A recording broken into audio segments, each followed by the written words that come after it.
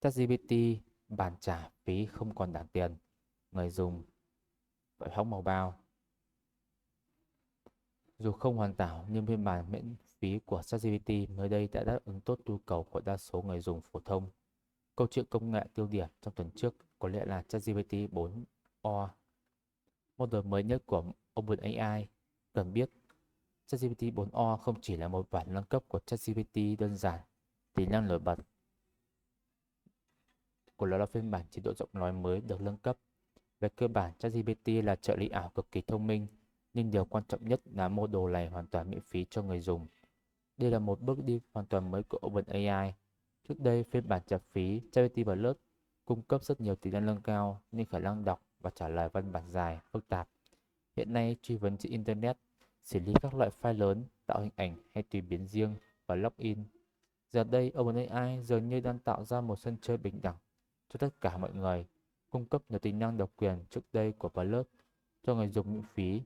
Với ChatGPT 4, người dùng phổ thông có lẽ không còn nhiều lý do phải bỏ ra 20 đô một tháng để cho bản cấp cấp nữa.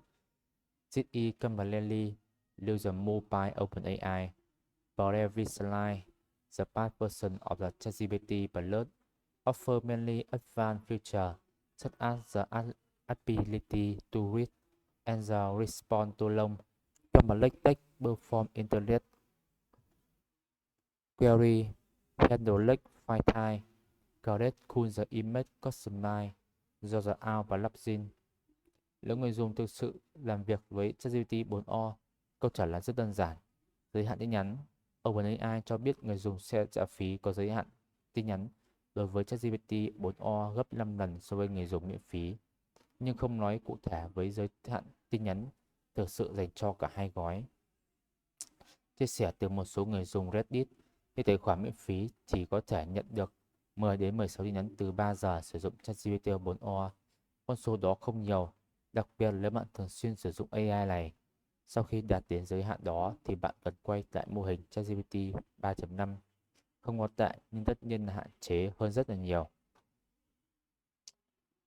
Now OpenAI appear to be leveling the playing field for everyone, making money off Plus previously exclusive features are available to users for free.